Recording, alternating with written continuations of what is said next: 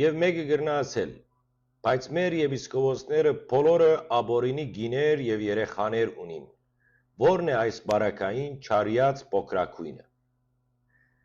Այս բարձրացված հարցը գրնա շատ կարևոր թվալ։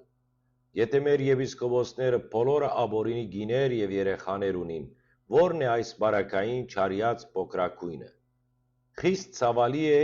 և գարդացոլվի մեր եկեղեցվո ներկա անմխիթար վիճակը, երբ կանոնական կարգերը և բարոյական նորմերը այսքան խախտված են, իրավիճակը իսկապես ողբերգական է։